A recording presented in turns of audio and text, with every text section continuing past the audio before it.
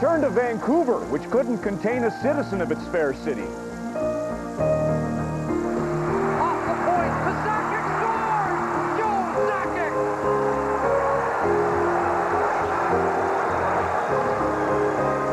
Three have been denied.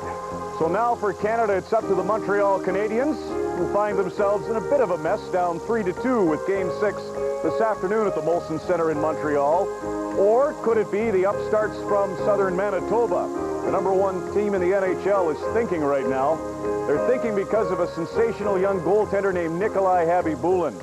Canadian fans, this could be your day. Don't worry, be happy.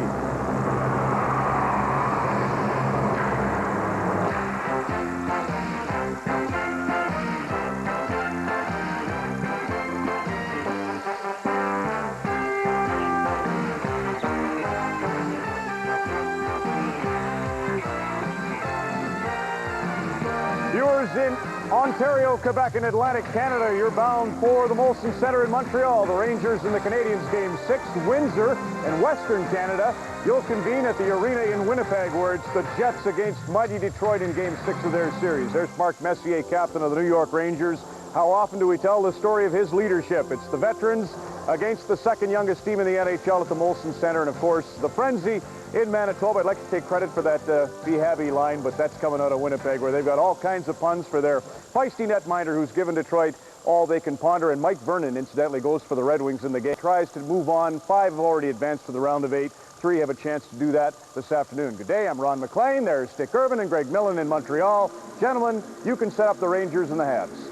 Well, there were some lineup changes, or a couple of key ones expected for Montreal, but really it didn't happen, Greg. Well, that's right. If Mario Tremblay had his way, Kovalenko would not play this hockey game. He's been brutal the whole series, but Raczynski's knee is just not ready yet, so he has to keep him in. They talk about the experience the Rangers have over the Canadiens. One of their most experienced performers, Kevin Lowe, missed the game 2 nights ago in New York. He's back, we think. Well, we think he is. He took warm-up. He told me before the game his wrist feels a lot better, so expect Kevin Lowe to play. Herpatsov, on the other hand, has been bailing out on Colin Campbell. He will not play. Barry Richter's up for the minors. Look for the Rangers to go with 7 defense here. Actually on the power, different in Winnipeg. Let's listen, and then you'll hear from Don Whitman and Brian Hayes.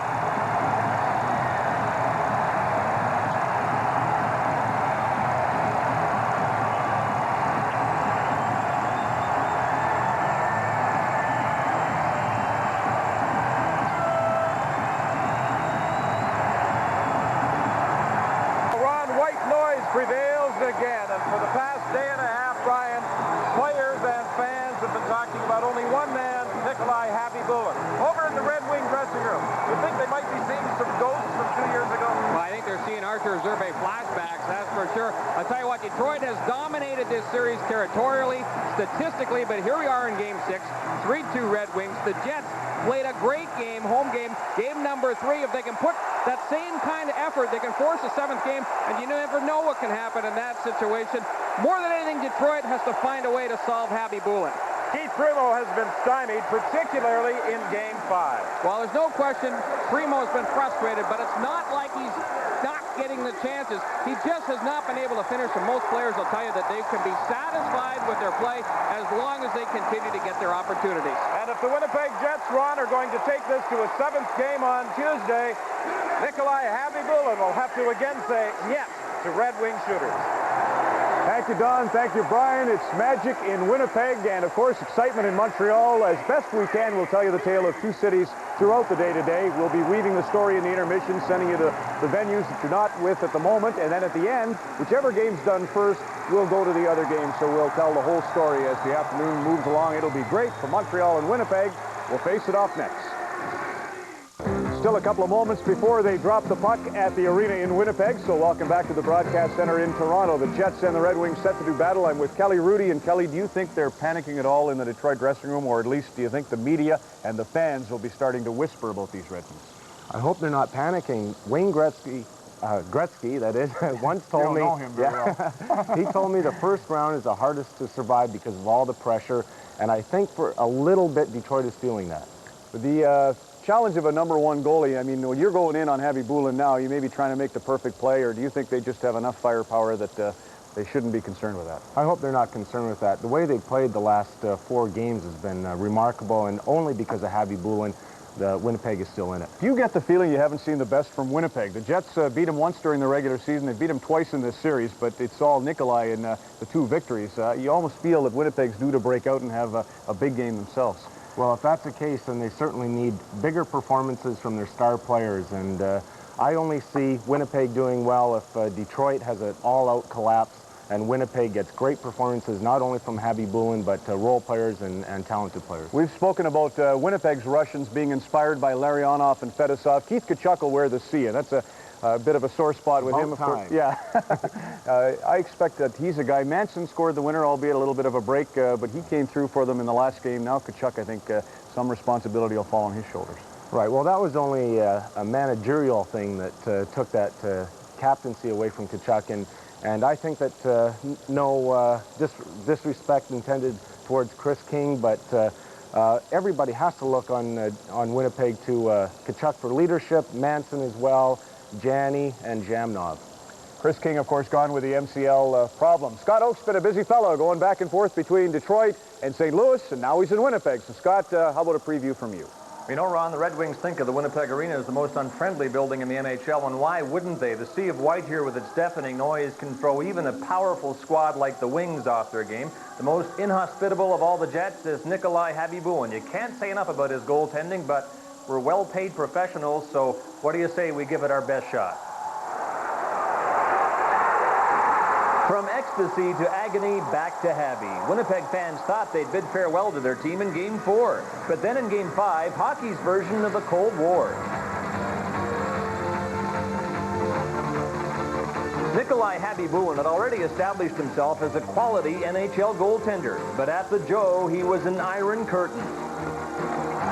Apparently, someone forgot to tell Habibulin about the Wings' Stanley Cup mission. Conventional hockey wisdom says a goaltender can only play this way so long, and sooner or later the floodgates will open. But Habibulin never faltered. One after another, the Wings' big guns challenged the Russian, and he denied them all. For the record, it was a 51-save performance, but over half of those were major league stops. Habibulin saved the Jets from extinction. Without his brilliance, they would have become the Phoenix Coyotes. So not only did he keep the series alive, he saved the team for the time being. Yes, he's delivered the Jets to Game 6 and afforded the Sea of White another opportunity to see its team. The Stanley Cup Playoffs on Molson Hockey Night in Canada will return to the Winnipeg Arena in just a moment. The Jets and the Wings are all set for Game 6 of their conference quarterfinal series.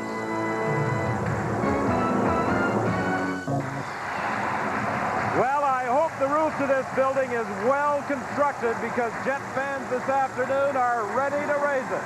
Mike Vernon, his third start in goal for the Red Wings in this series. He has been their road goaltender.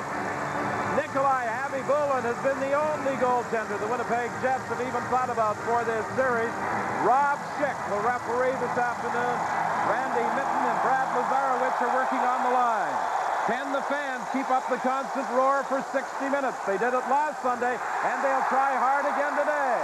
Keith Tkachuk with the first hit. Behind the net, it's Ed Olczyk. Looking out front, he couldn't center it. Bob Airey will play it off the boards and down the ice. Oleg Tverdovsky had pinched in and put a hit on him as he threw the puck up high. Well, it's a terrific start to the hockey game for the Winnipeg Jets. Good hit initially by Keith Tkachuk, and Oleg Tverdovsky followed up. It's exactly the way Terry Simpson wanted his players to start this game. Let's take a look at the forward line. Might notice Kirk Maltby reinserted into the Detroit lineup. Scotty Bowman elects to go with the same road lineup he used in game number 4 this series. No changes for the defense pairings for the Red Wings. And why would they make a lot of changes, Don? They have played so well. We talked about Keith Tkachuk. First shift of the hockey game, he gets a real good bump. Forces the turnover, gets the puck deep. There's no question Terry Simpson wants his forwards to continue to apply the pressure down deep in the Red Wing zone. And he has also talked to his team about getting more shots themselves. And discipline is another key word that has been stressed by Terry Simpson. Along the boards, it's Korolev attempting to move it. It comes free to Fraser Jamnov with a quick shot. It is blocked, and it's knocked down by Larionov.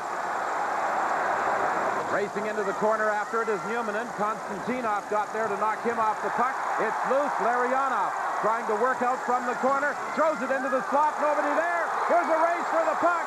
But Fedosov was able to get back ahead of Fraser. That time, Don, both Detroit defensemen, the two Russians down low, pinching on the play. When the pass isn't connected, of course, they leave themselves very vulnerable. First shot on goal by Dave Manson. He has scored twice in this series. Loose puck picked up by Shane Doan. This Winnipeg team attempting to duplicate the performance they came up with in Game 3 of this series, where they were very physical from the opening faceoff. No question about that. And remember, one of the big players in that game number 3 was Shane Doan, who had himself a terrific night. And it's going to be the muckers and the grinders that perhaps will make the difference for Winnipeg in this afternoon's game. Let's take a look at the forward lines for the Jets. We've got to talk about the fact that Jim McKenzie has been inserted into the lineup for Winnipeg. Remember, the Jets suffered a couple of crucial injuries so far in this series with both Dallas Drake and Chris King out of the lineup. No change back of the blue line for Terry Simpson. And a new assistant coach for tonight's game. Captain Chris King has been granted permission by the NHL to go behind the bench of the Winnipeg Jets, and the C is being worn by Keith Tkachuk. You heard Kelly Rudy talk about the fact that there's no doubt who really leads this team. All due respect to Chris King. How Keith Tkachuk performs and handles himself affects everybody in that Winnipeg lineup. Puck is picked up by Eastwood. He moves it back to Manson. Off the boards for Doan. Doan runs into his man, but can't carry on with the puck. Now he gets it again and moves it back to Dave Manson. Manson relays it up into the center ice area, and back after it goes Paul Coffey. The fans start a chant. They have been on Keith Primo's case since the opening minutes of the hockey game. There's a solid hit down in the corner as the Red Wings come up with it. It's fired into Winnipeg territory. Dave Manson dodges a check. Primo in front of the net. Draper trying to move it along the boards. He's tied up by Eastwood. Manson ties up his man. Now Draper gets it. Draper throws it towards the front of the goal. And it winds up in skates, and it's picked up now by McIver. He starts away for Winnipeg. McIver will dump it in as the Jets make a change. It's terrific defensive zone work by Winnipeg. When given the opportunity to pin a red jersey up against the boards, they hold him there for that extra split second. Allows the rest of the defensive players to regroup and pick up their assignments. Solid hit by Craig Muni as he took Maltby into the boards. And the fans roar with every hit by the Winnipeg Jets, and now Happy Bullen will cover up with Maltby and Johnson both there. There's no question, a much different start to this hockey game than we've seen in any other game in this series so far. The Jets look full of confidence. They come out hitting. They're not missing a single check. And the Red Wings really unable to get anything going offensively at this point. Terrific start for Winnipeg. In talking to a number of the Winnipeg players coming to this game, one, Shane Doan, I said, "Are you ready?" He said, "I'm going to be as pumped as I've ever been." No question about that. They're standing people up at the blue line. Look at Craig Muni. Takes Kirk Maltby right over his back. Terrific open ice hit by Muni. Remember, again, you go back to Game 3. That was by far and away Winnipeg's best game in this series. Shane Doan had a big night. Craig Muni had a monster night. We've played 2 minutes and 57 seconds. Some solid hits delivered by the Winnipeg Jets to start this hockey game. They're trying to get back on even terms and send the series to Detroit for a Game 7 on Tuesday. Tverdovsky throws it into the slot area. Janney moves it across to Olczyk. Olczyk to the corner. Tkachuk races in. Coffey beat him to it. Now Janney gets it. He tried to center. Gets it again. What a save by Bernard Olczyk. The first big scoring opportunity of the hockey game for Eddie Olczyk. It's time to play. Roll up the rim to win. At Tim Hortons, where everything's always fresh. Even the prizes. Win. One of 15 1997 Ford Escort LX sedans or wagons. Roll up the rim to win. 5,000. Raleigh mountain bikes. Or over 8 million Tim Hortons prizes. Roll up the rim to win. Drink the coffee first, people. Roll up the rim to win. They're rolling off the line. Wow.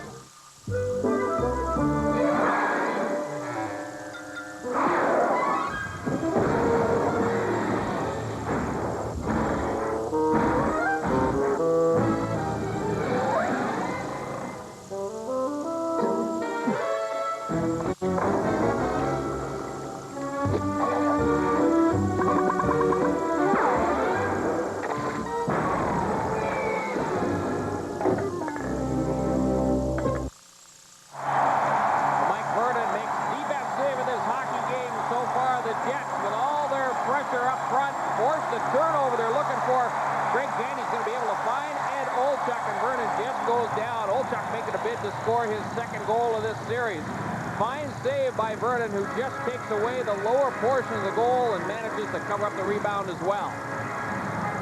I thought Vernon had a great line. He said, rather than the Detroit media worrying about who's a goal for us, they should be more concerned with the guy between the pipes at the other end. Isn't that the truth?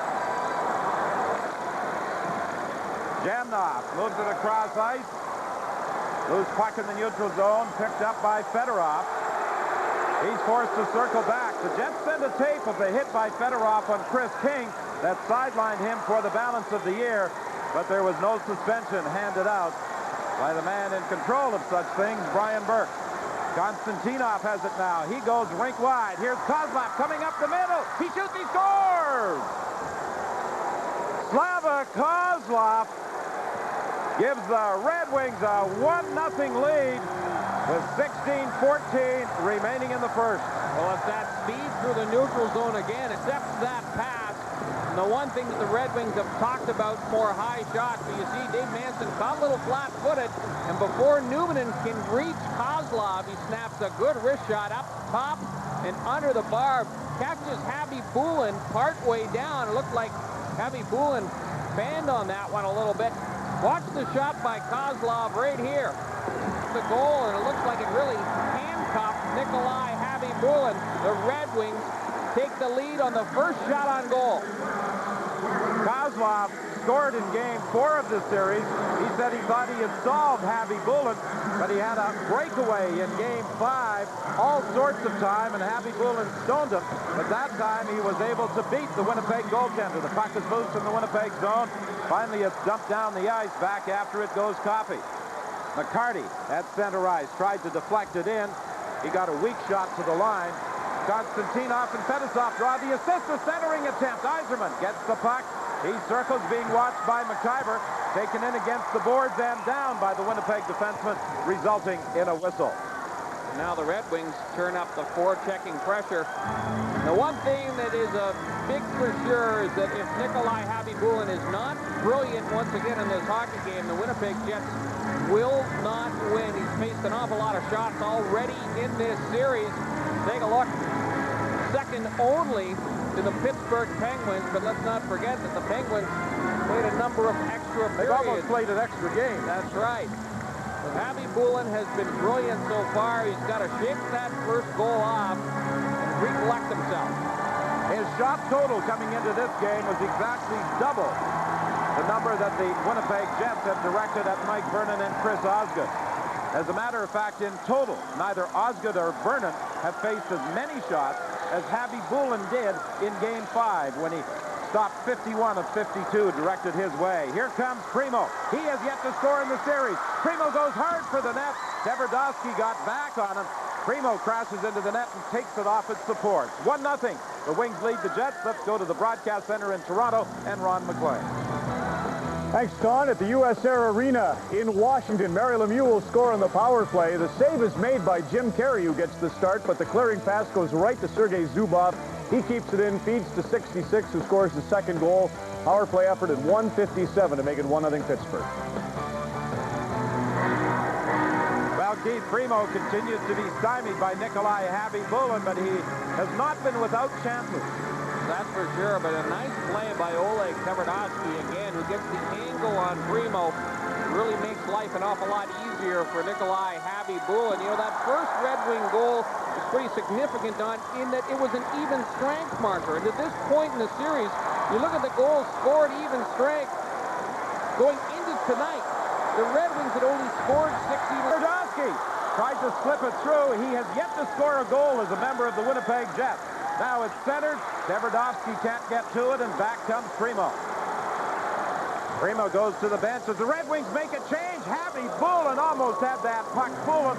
It took a bounce just as he went down to play it, and for a moment he had palpitations thinking it might have slipped past him. Well, I'll bet his heart is racing right now because watch the bounce here, the flip in by Primo. It takes a couple of strange hops, but at this stage you almost can sense that Happy Bullen is thinking one step ahead of himself. Very fortunate that puck did not drift out from under the goal pads because Cicerelli was right on the doorstep. Look at that strange bounce at the last second. And whenever you see that goaltender look over his left shoulder, you got to be concerned. That could have been a strange goal. The guy on the bench being credited with the goal when it went in because Primo dumped it in, the soft dump in, and went immediately to the bench when Happy Bullen was having problems with it. Chopped up along the boards. Korolev knocks it ahead to Zhamnov, coming in against Konstantinov. The Red Wing defenseman takes it. Now the Red Wings start out. 14:22 remaining in the opening period. Fedorov is cut off at the line. Finlay banks it off the boards. Zhamnov gets it again. He manages to dodge a check. Can't poke it past Fedosov. And back comes Kozlov, the goal scorer for the Red Wings. Stopped at the blue line. The Jets can't gain control at center ice. It's fed too far for Fedorov. He and Numanen go to the corner. Numanen ties him up as Shannon comes back to pick up the loose puck. The Winnipeg Jets on the attack with Manson leading the way. Long shot, he hit the post. Oh, he fooled Mike. Vernon looked like he thought Manson was just going to dump it into the corner, and he was starting to lean to his left to get out of the goal crease to tie in this game up. Shane Doan trying to work his way in, taken out of the play by Mark Bergevin. And then Maltby is hammered to the ice by Chad Kilger, back of the Red Wing goal.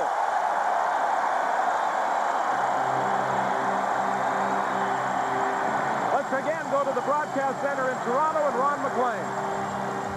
All right, Don, this isn't as dramatic as Manson's goal would have been, but it's not bad. From the high slot again, the Rangers have been really effective here. Messier to Pat Verbeek, and a beautiful snapshot, his first goal of the playoffs. Bukaboom with the other assist at 6:24. It's 1-0 New York. Close to tying this game up. Watch Vernon, top left of your screen. He's going to make that initial move to his right, and as he's leaning, Manson fires a rocket back to the far post, beat him cleanly. Vernon fortunate, there's no question that would have changed momentum around in this hockey game. The Jets continue to take runs at the Red Wings. They continue to take those runs, and they continue to force turnovers as well. Well, this is a very emotional game for the Winnipeg Jets. The fans are really into it, every bit as loud as they were for games 3 and 4, perhaps even more so.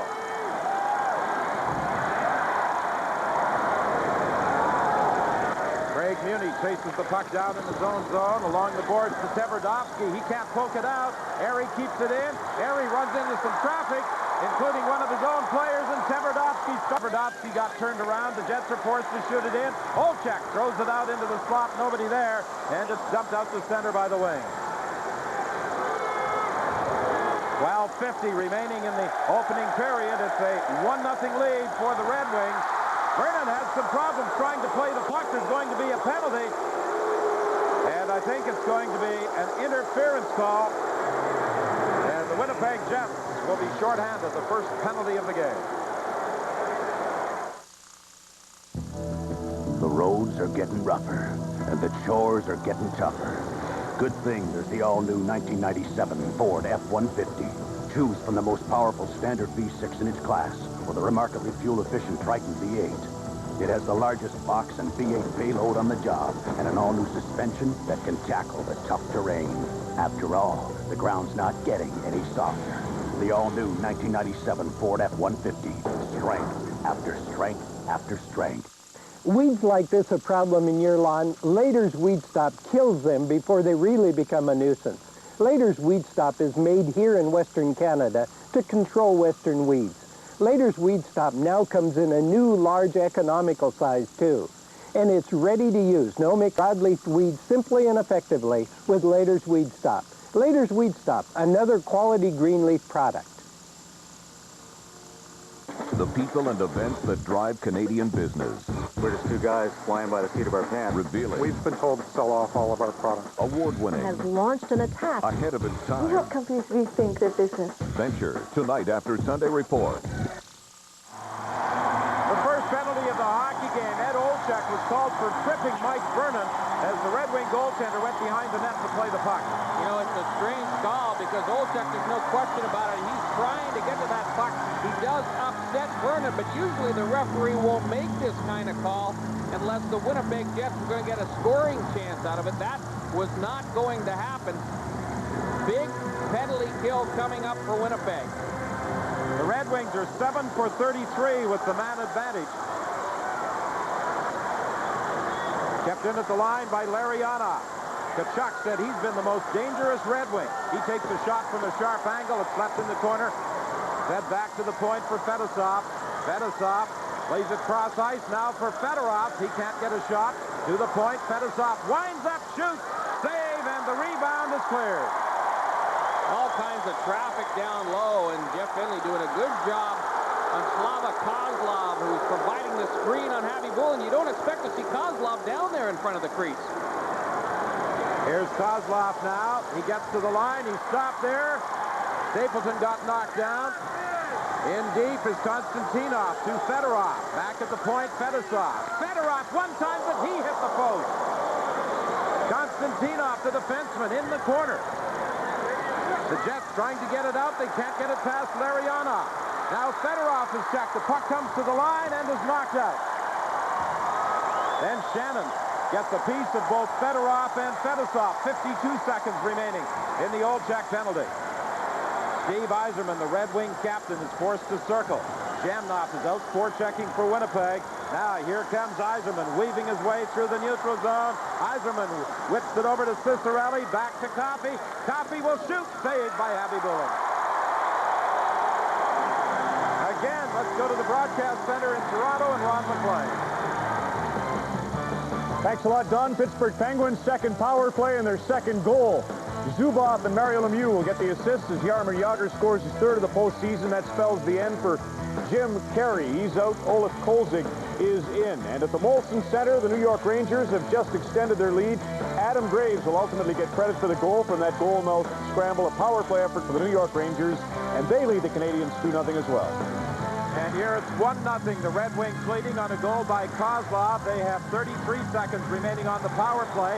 Lidstrom celebrating his 26th birthday today. Dumps it to the corner. Picked up there by Cicerelli. Cicerelli takes the hit along the boards from Tkachuk. It comes back to Lidstrom. Over to Coffey. Coffey shot blocked by Jamnoff. Now it's picked up by Muni. Tkachuk breaking up the middle. And Tkachuk would have been offside had he touched the puck. Well, that's what the penalty killing unit needs to start doing for Winnipeg. They have to take that puck out of the possession of the Detroit Red Wings because they can dominate a game. Check out the statistics on the power play efficiency for the Red Wings. Look at game number 4. That was the last game played here in Winnipeg. 4 goals on the night. Other than that, the penalty killers have done a pretty good job, but they are explosive. There is an awful lot of talent, and you really need to limit their opportunities.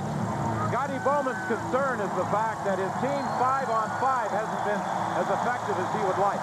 Red Wings come very close on the power from Paul Coffey, but it goes out the other side. That's the first break of the hockey game. Goes in favor of Winnipeg. The Wings have outshot the Jets by a 5-3 margin. 3 of the shots coming with this man advantage. 14 seconds left in the Olczyk penalty. McIver will take his time, dump it down the ice, and that should pretty much take the final seconds off the clock and bring the extra player back onto the ice for Winnipeg. Yzerman, though, gets to the line, then he stops, gets the puck again. Jamnoff had problems taking it away from him. Finally, it slipped down the ice. Manson was looking for Olczyk, who'd come out of the penalty box, but a Red Wing got there ahead of him. Bergevin now going back after it for Detroit. Bergevin has Olczyk on him immediately. Janney in forechecking. Janney gets it again, tried to center it. It's knocked down in front of the net by Bergevin. 10-12 remaining in the first period. Loose puck picked up by Coffey. Coffey gets it over to McCarty. He's going in. McCarty shoots and the save as he had Draper cutting in from the left wing. Initially, I think he thought about trying to pass it across and then opted to shoot, and Happy Bullen made the save. After the loose puck goes McIver. Behind the net, McCarty and Manson were involved in a bit of a pushing duel, but nothing more serious developed. Terry Simpson is double shifting the Tkachuk line already in this game, as he did throughout game number 5. See how much energy those fellas have as this game unravels. Back of the net, Shannon has it out front, picked up now by Eastwood. Penalty coming up against the Red Wings as it slipped down the ice with 9:21 remaining in the period. And again, let's go to the broadcast center in Toronto and Ron McLean. Two quick goals by the Rangers have made this a blowout. First of all, it's Alexei Kovalev from Al Samuelson as he streaks in. That was 27 seconds after the Graves goal. Then Yari Curry makes it 4-0. 3 goals, 1:02 apart. Luc Robitaille draws the assist here, and Pat Jablonski will spell off Jocelyn Thibault in this rout so far at the Molson Center. While Scotty Bowman's team, like Montreal, was up 2-0 in their series, it's now 3-2. The Red Wings leading. There's the penalty. Mike Ramsey on Shane Doan as Doan's driving to the net. An interference call against Ramsey, but just prior to that, the Red Wings come close to adding to their lead. You see McCarty's trying to get that puck across through the crease to Draper. It's a brilliant defensive play by Norm McIver. This has been the biggest sore point for Winnipeg in this series, yet to record a power play goal. Jamnov was knocked down back of the net by Konstantinov. The fans thought there should have been a penalty. Good try by Jamnov. Certainly when your power play is struggling, you can take a dive and get the 5-on-3. Look for the home call from referee Rob Schick. Would have been a nice position for Winnipeg, but Schick did not buy into it. Loose puck in the Red Wing zone. It comes to the line, and Larionov is there to gain control and slow things down. He moves it ahead to Fedorov. Fedorov circles through the neutral zone. Every time he touches the puck, the fans react. Here's Tkachuk now. Tkachuk trying to get the puck back. It's caught up in skates. Flipped to the neutral zone where Teppo-Numminen goes back after it. He moves it over to McIver. McIver trying to shovel it through for Jamnov. Yzerman beat him to it, and now Konstantinov will clear. You see how aggressively the Red Wings continue to stand up at their blue line and force the issue. The Jets are unwilling to dump that puck in. They're going to have a tough time getting the power play set up. This time it's fired in by Manson. Janney goes to the corner. It comes back to the point now to Tverdovsky. Tverdovsky throws it to the net. Vernon got a piece of it. Tkachuk lays it to the point. Manson shoots. That goes off a leg wide, and Airy will fire it out of the zone with 36 seconds remaining in the penalty. Well, that's one of the best opportunities in the Winnipeg power play in this entire series. Appeared to have Mike Vernon beaten on the play. Just no reward. Here comes Tverdovsky. Tverdovsky into the slot. Dishes it off. Olczek's weak shot. Goes wide of the net. Olczek gets it again. He tries to get it back to the point. It's picked off and dumped down the ice by Taylor. Happy Bullen now moves it ahead to Olczek. He leaves it for Manson. Rink wide for Korolev. And it's deflected up into the crowd with just 3 seconds remaining in the Ramsey penalty. Nice rush again by Oleg Tverdovsky, who's been wandering up into the offensive zone on several occasions. Mike Vernon, for a split second, thought he had given up the tying goal in this hockey game, and perhaps the second break goes in favor of the Detroit Red Wings. Take a look at Vernon from the net cam in behind. This puck appears to go right through his legs and then dribbles back out the short side. That is a tremendous break for Vernon. Look at the action down low in front. Craig Janney manages to get position, and Vladimir Konstantinov looks like he's just trying to tackle people out there. 7:24 remaining in the period. 3 seconds in the penalty. Konstantinov flips it down the ice, and now Ramsey steps out of the box. 1-0, the Red Wings leading on a goal by Slava Kozlov. Mike Eastwood on the wing for Shannon. Shannon had problems picking up the pass. Now it's Cicerelli. Sliding it across for Johnson. Back to Cicerelli. Konstantinov goes for the net. Shannon got back to pick him up. Penalty coming up against the Winnipeg Jets. So again, the Red Wings will have a power play with 6:56 left in the period. You're looking at one Canadian. At a time when almost 30 million others each have their own individual dreams, goals, and challenges. Someday this Canadian will grow up and face important decisions about managing money, owning a home, and starting a family. And he's sure to have his own unique way of looking at things. Now, he may not know it, but this little Canadian is the reason Royal Bank Financial Group develops products and services that match each customer's personal financial needs. Some will be just right for him. Some more suited to others of our 9 million customers. It's how Royal Bank Financial Group helps Canadians with their financial needs, one customer at a time. Well, Mike Eastwood gets the gate for roughing, and discipline, of course, Don, has been a huge issue in this series so far. Some of the big players for Winnipeg have spent far too much time in the box, but take a look at the team averages. Almost 7 minutes a game more has been spent in the penalty box by Winnipeg compared to Detroit. Pretty tough to win hockey games playing that style and that undisciplined. Tkachuk with a good move to grab the puck as he was down, move it to the blade of his stick and flip it down the ice. Takes the hit from Jamnoff, and the fans love it. The captain, Yzerman, will drive it in and ring it around the boards. Korolev got to it. Korolev trying to chip it out, couldn't do it against Paul Coffey. Now it's deflected to the line, kept onside. Lidstrom shoots, save, and the puck bounces to the corner where Cicerelli grabs it. Well, that was a great save because Primo actually redirected that puck right in front of Harvey Bullen.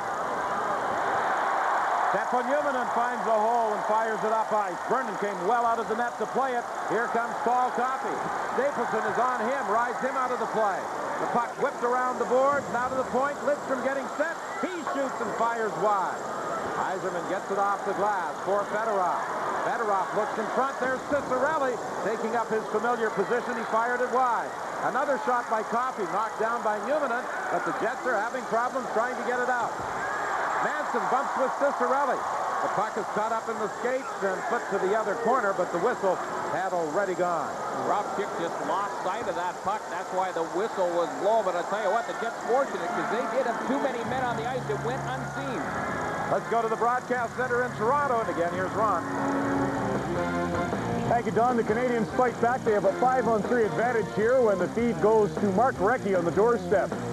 Turgeon began the play behind the net. Canadians have cut the deficit to 3 goals. There's still about 8 minutes to go in the first period at the Molson Center. Well, a wild scoring affair there. Here, just 1 goal so far, that by Slava Kozlov. But the Jets continue to apply the body. Here's a good hit by Alexei Jamnoff and the much bigger Keith Primo.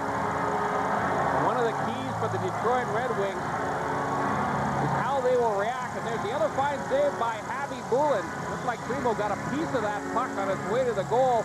But again, much more consistent body work by Winnipeg in this game than we've seen in any of the preceding 5. Well, Dave Manson is a player who has to play a physical game for the Jets to be effective back on the blue line, and he also has to stay out of the penalty box. See the discussion ongoing. Here's that Lidstrom shot coming in. Another tip play goes up and over. That was Darren Shannon that actually got his stick on that puck. Back at the point, Konstantinov with a shot. It doesn't get through. Jamnoff banks it off the boards and just got it out. Tkachuk steps into Fedosov. Now Konstantinov works his way to the line. He goes in deep. Pass goes to Fedorov. Fedorov circles to the corner. Being watched by Muni. Now back to Konstantinov. Return to Fedorov. Kozlov is in front of the net. Rinked wide to Fedosov. In deep. Here's Fedorov now. Kozlov, he scores! Fedorov into the slot. Detroit. Well, it's the Slava Kozlov show right now. I tell you what, Dave Manson gets caught in no man's land here. He looks like he's a little bit unsure about who to attack. Take a look at it. Whenever they can split up the box and make those seam passes, there's the pass from Fedorov. He actually fans on it, goes right onto the tape of Kozlov. Watch Dave Manson. He's a little bit unsure about how to play this. Fedorov's got the puck in the slot. He doesn't know whether to challenge him or stay with Kozlov. Irregardless, the fan shot by Fedorov goes right onto the tape, and Kozlov has become a finisher in a hurry here. The third goal of the playoffs for Slava Kozlov has the Red Wings in front by a score of 2-0. And that's now 8 power play goals for the Red Wings in this series. They have scored 1 more goal on the power play than they have at even strength. 4:47 remaining in the period. It's left in the corner for Stapleton. Stapleton moves it across to Manson. Manson dumps it in. Going back after it is Eric Kilger. Hammers him in against the board. Loose puck picked off by McCarty. McKenzie gets back to take it away from him. McKenzie in the lineup for the first time since game 1 of this series. McKenzie gets back to try and feed it ahead to Stapleton. It bounced away from him. The Jets are making a change. It's Coffey. Dumps it to the line. It's blocked there by Ed Olczyk. Olczyk to Tkachuk. Tkachuk in across the line, working his way through. Tkachuk is checked as he tried to go to the net. The puck slid to Mike Vernon, and he was able to cover up. 4:03 remaining in the first. 2-0 the Red Wings lead.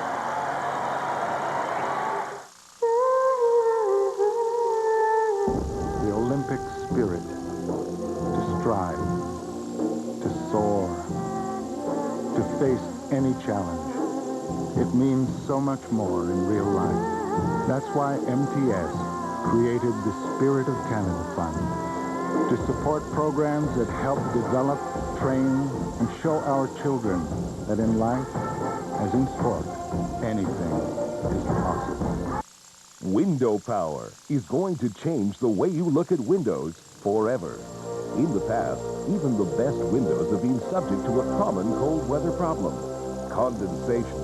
But now, by combining our power glass and exclusive gold power spacer, we've created window power, which reduces or completely eliminates condensation. Window power is going to change the way you look at windows forever. Exclusively from Polar Window of Canada.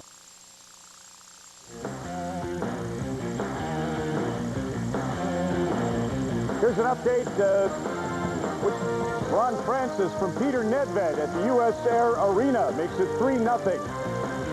Pittsburgh. And here on, it's 2-0. The Red Wings leading the Jets to face off in the Red Wing zone. Danny goes back to the net, tried to throw it out front. The puck bounces, they score! Tkachuk! The Red Wings claiming a high stick, but I don't think so. No, I don't know. They're going to go upstairs for this one. I'll be very surprised if this goal stands up. Puck initially appeared to be well above the crossbar. Keep in mind, that is the determining factor. So it doesn't matter where the player swings his stick from. It's the point that he makes contact with the puck. Here's a look at what the off-ice officials perhaps will be seeing. Clearly, it looks that the stick is well above the shoulder of Keith Tkachuk. There's no way that goal is going to stand up. And you can kind of see it in the eyes of Keith Tkachuk that he does not expect it to. Well, initially, I thought that the Tkachuk stick had made contact with the puck when it was down lower, but obviously, as we saw in the replay, he did get it up high. Well, here's another look, and you see how high, and again, the determining factor, the crossbar. That puck's a good 1.5 feet, 2 feet above. Certainly no doubt in the mind of Mike Vernon. Craig Janney now takes his time. Brings it around the boards, going to the corner after it is Lidstrom. He leaves it there for Ramsey. Ramsey has his pass cut off by Tverdovsky, but he couldn't control it. Now it's Craig Muni. Over to Tverdovsky. He falls. Primo gets it. Primo in front looking for Yzerman. It was beyond his reach. Primo has it again. Primo centers it. Yzerman scores! Boy, oh boy, the Red Wings have capitalized on their opportunities in this first period and now lead it 3-0. You know, we talked about the fact that Keith Primo has had a quiet series so far. Well, he makes his presence known on this last shift, and it's a beautiful feed from Primo to Yzerman. Let's take a look at it. The Red Wings just continue to chip that puck. Cicerelli in behind the net. Look how much time Primo has.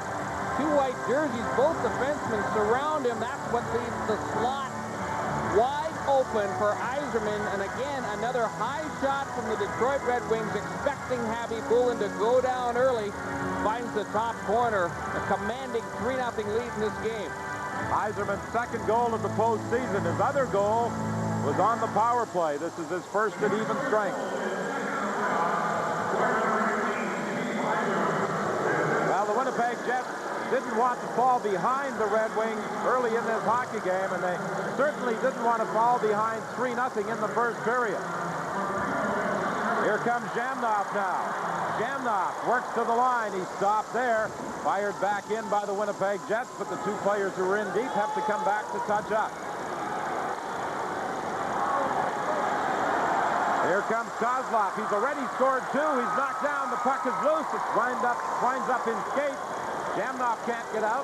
Kozlov has it again for Larionov. He's checked. And now Jamnov starts back. Jamnov drives it into the corner. Korolev goes to the bench as the Jets make a change. 2:40 remaining in the first period. 3-0 the Red Wings lead. Maltby being pressured by Eastwood.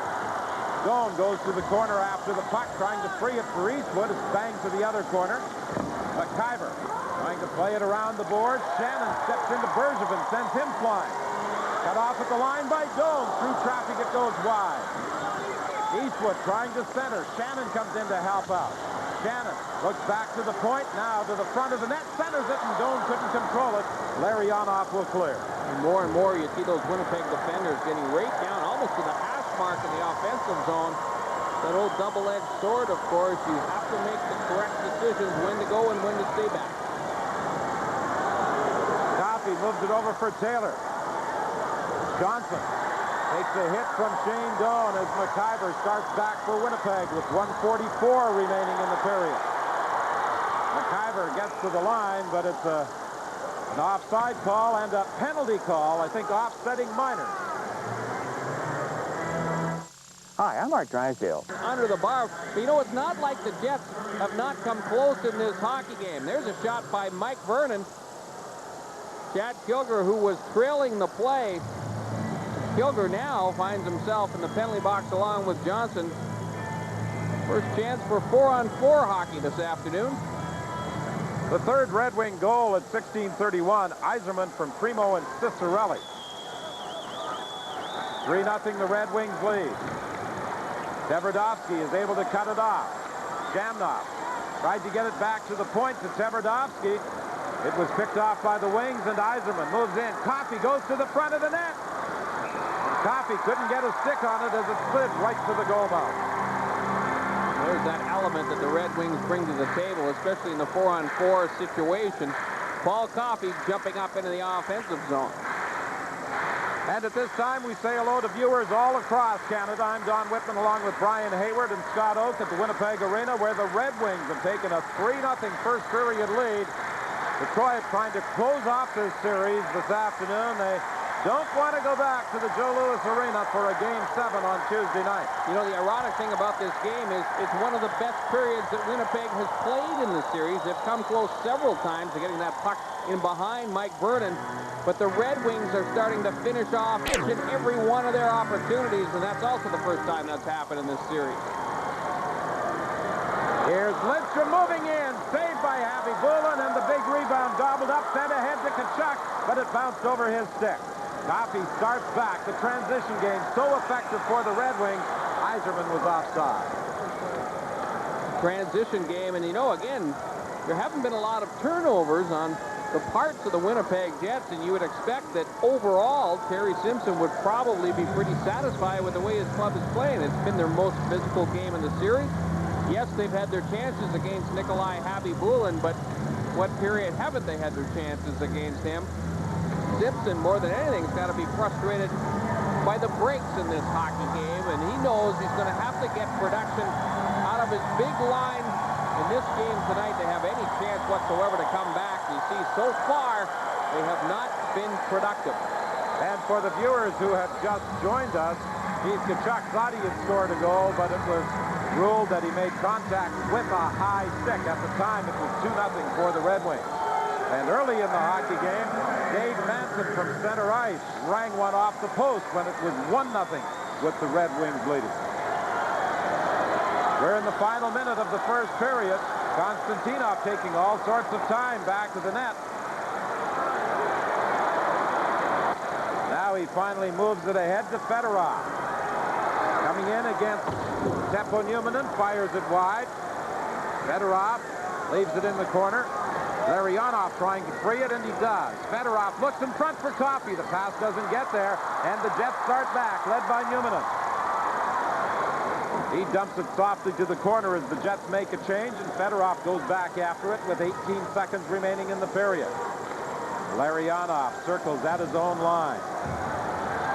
Red Wings making a change. He waits. Taylor gets it. He fires it, and it goes off the blocker of Habibulin. 5 seconds remaining in the period. Manson will probably try and drive it in deep, but the Winnipeg player won't get there in time as the horn sounds to end the first period. And the Red Wings have jumped into a 3-0 first period lead. 2 goals by Kozlov, the other by the captain, Steve Eisenman. Go in for the entirety. We had thought their youth would help and they'd be ready to go, and boom, they get pummeled in the first 20. Right. I think one of the things that we've noticed in the earlier games is if you continue to give up the slot like Montreal has, it's just going to come back to haunt you. And although they haven't scored a ton of goals from the slot earlier in the series tonight, I think 3 or the 4 goals were all scored, or the plays were generated from the slot anyways. On the bright side, they did get 1, and now it's 3 goals. You got at least a fighting chance, although not a great chance. What about the goalie exchange? You saw something you liked. Well, I really like this. This is kind of exciting for me in that I really make an effort to get along with my other goaltender partner. And the exchange that we're going to see here may not interest a lot of people, but it certainly will goaltenders. Now, obviously, Thibault is well-liked. Look at all his teammates coming around. Now, watch this exchange, and this is obviously genuine between Jablonski and Thibault. Generally speaking, if there's no friendship, you just like 2 ships passing in the night and nothing is said, but that's really, really exciting. That reminds me of when I played with Billy Smith, and we, again, had a genuine friendship, and it was, we're cheering for each other, we're competitive with each other, but that's hard to find. And it's got to come, I think, from #1 guy, because that's Thibault who was saying to Jablonski, you know, go in there and do a good job. Absolutely. There's a pecking order, like there is in every occupation, and if Thibault absolutely had nothing to do with Jablonski, it would be noticed. What about poor Jim Carey? I mean, he's just been shelved by the Penguins in this series. Will he go, if they should lose today, as it looks they will, sleep on that all summer, or will he be able to think about the 9 shutouts, 8 of them in his own building, and a great regular season? He's going to have a rotten summer. There is nothing worse than going into the summer and thinking about a poor performance or a bad playoff, and he has had the worst playoff imaginable. Sure has. Now, at the Winnipeg Arena, Detroit came out smoking. Habibulin, first shot beat him. Kozlov's was a beauty, but it was the second one that caught your eye. Here's another interesting thing, and this really excites me when you watch players like this, and you know a player's a pure goal scorer when watch this freebie that Kozlov's going to get off the deflection off the defenseman, and he's not excited. They only get excited when they do superstar-type moves and score a real pretty goal, and that attests also to the fact that they're well-schooled in their coaching and everything, and they really believe that they have a job to do, and little things like this isn't part of the big picture yet. It's getting to the finals and winning the finals. I'm throwing you a little with this idea, but if everything ends today, the next playoff game isn't until Thursday. There have been 2-day windows in here. There are day games. Maybe 10 years down the line, everybody will be used to this, but do you think this is going to affect anybody to have to wait around until Thursday to play the next round? The only good thing out of this is that you can rest some guys or get some guys back that are injured. The bad thing is that we're programmed, and we've always been programmed our whole lives to play on consecutive nights or only one-day rest. And this is where the trouble lies right now. 10 years, like you said, maybe they'll all be programmed for different nights and afternoon games and so on, but we older players are programmed differently. Right. Chris Kelly's going to be old age. He'll have to retire by the time they start the Hawks next round.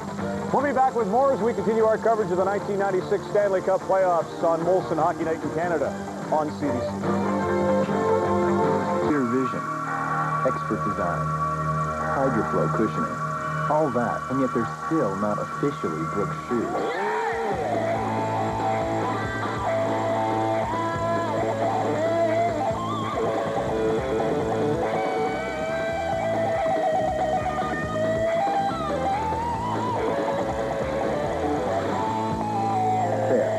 Now they are.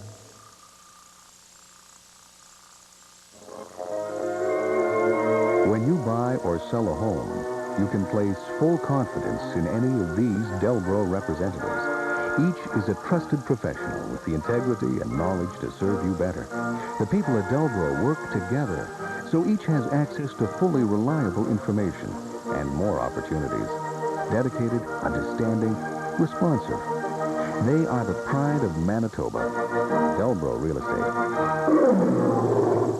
Hi, I'm Lee Major. I'm just whipping up a Savion for our CBC Radio Information Gourmet Dinner Contest. You, your family, your friends can enjoy a feast fit for a king all in the comforts of your own castle. All it takes is a minimum donation of $5 for the Children's Hospital Research Foundation. Send your donation to CBC Information Radio, Gourmet Dinner, Box 160, Winnipeg, Manitoba. We'll take care of everything. We'll clear the tables. We'll even do the dishes. Join us for the Children's Miracle Telethon. Bon appetit.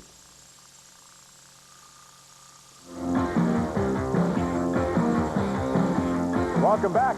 The trail of the Stanley Cup looks like it may see all series end today. So far, 3-goal leads for the teams that have the opportunity to move to round two. Back with Kelly Rudy. It's 3-0 Red Wings at Winnipeg. Do you think the Jets are overwhelmed today, Kelly?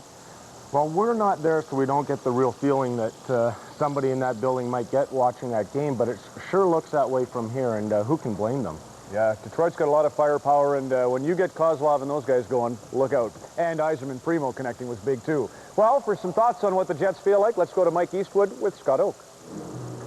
Mike Eastwood, you have not been that badly outplayed, but you trail 3-0. Do you change anything or just keep plugging away? No, we got to keep plugging away. Stick to the game plan. You know, we can't stray from it. We got to get the puck deep and get in and bang and create some chances and throw the puck at the net and hopefully get a couple here. You're playing the same physical game that you played in Game 3. It worked for you then, but you've not been able to throw the Wings off their game today. No, they've come out well, and we expect that. But, you know, I like the way our team's going tonight, and I think we get one, we can get two, and go from there. Don and Brian join us from the arena. Brian, Kelly had the thought that maybe Scotty's trying to make Chris Osgood mentally tougher by throwing Vernon in as he has a few times here in Winnipeg. What do you think about that? You know, I don't know about that. I think in a sense he's protecting him. In fact, he goes with the veteran on the road. Osgood plays all the home game. Scotty kind of suggested to you before the start of the series that was the way he was going to go. And I think the media is making a bigger deal out of this than the two goaltenders. The other day, Don and I were watching the morning skate, and it was like two sprinters trying to break the tape at exactly the right moment when they left the morning skate. You know, they're having fun with it, the goalies themselves. They're laughing about the controversy. I suggested maybe they should duke it out to see which one was the starting goaltender. Vernon said, we're going to have a golf-off to determine which one is the starting goaltender. But I think this was Scotty's plan all along. Chris Osgood at home, Mike Vernon on the road. He felt the noise of the Winnipeg Arena might unsettle Chris Osgood a little. He thought that the more experienced Vernon would be able to handle it. Well, when Dave Manson fired it from 100 feet, I don't know who was calm with the noise in that building, but Chris is going to have to face that eventually, Kelly. He will eventually, but I think if Winnipeg's going to get back into this, and these guys can correct me if I'm wrong again, Winnipeg has to shoot the puck more at every opportunity instead of making all the great plays. That's right, but you know, Brian and I were talking between periods. This is probably the best period Winnipeg has had in the series, and they're down by 3. That's kind of the ironic thing. I mean, the puck has been behind Mike Vernon 2 or 3 times. This easily could be 3-1 or 3-2 at this point. They have hit a couple of pipes as well. They're not playing a bad game, so I don't think the Jets are going to try and change too many things. How much chat was there about Yzerman and Primo going in? You made reference to Keith in the opening, but was the captain getting any heat? Not yet. Not yet, because everybody else is contributing, and Vladimir Konstantinov and the goaltending situation has kind of taken the focus off those players. And in a way, those semi-controversies work very much to the advantage of Detroit. Fedorov still has to score a goal in the series. I think he might be feeling a little pressure on the goal. The second one by Kozlov. Actually, Fedorov in the slot, I think, was trying to shoot, and it slid off his stick to Kozlov. What do you think about day games, Brian? We were touching on the fact that the schedule is really catch as catch can, and we don't go till Thursday if it all ends today. Do you think this afternoon affair is hurting Montreal or Winnipeg? You know, it's always a bit of an adjustment. Personally, I used to like the afternoon games because then I didn't have to go to a morning skate. I could just put the equipment on and play. I don't really think it's that much of a factor, and all of these players have played afternoon games at different times in their careers, and certainly it shouldn't be used as an excuse by anybody. Good stuff. Thanks, fellas. Looking forward to the second period there. It's 3-0 Detroit against Winnipeg, and we'll keep you apprised of Pittsburgh, Washington, and, of course, the Rangers leading Montreal 4-1. We're through 20 minutes on Molson Hockey Night in Canada on CBC. I think sport has had its best successes when we've gone in our own direction. This is why we've given the Canadian car buyer a choice between the Taurus sedan or wagon at the same very affordable price. So they can choose the Taurus that meets their individual needs. Sedan or wagon. An original idea. It's a good idea. Redesigned, re-engineered, reinvented. The 1996 Ford Taurus. They test car batteries here. They test pickup trucks here. And when they test yard machines, they go here, Dave Spivey's house. MTD tractors, chipper shredders, and lawnmowers tackle the toughest jobs. Look for MTD yard machines at retailers near you. MTD. Wow! I like it! MTD yard machines, best value on the Canadian landscape. Available at these retailers. What can you do when a simple anti-wrinkle cream isn't enough? I look for the most advanced L'Oreal Plenitude Revitalift, the double performance anti-wrinkle and firming care. With Pro-Retinol A, Revitalift reduces the appearance of wrinkles in less than 2 weeks. My skin is smoother. With Pyrolastil, Revitalift increases skin's elasticity. Face contours are more defined. New Plenitude Revitalift anti-wrinkle and firming care from L'Oreal reduces the signs of aging.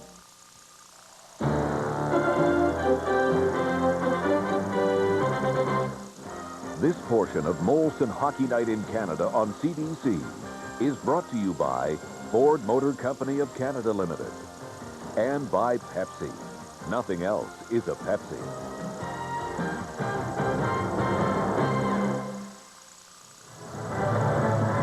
Now this is the first time in any game in this series that the Red Wings have scored more than once in the opening period. Right now, let's join Scott with associate coach Barry Smith. Barry, obviously the Jets' game plan is the same as it was in Game 3. It worked for them then. How have you been able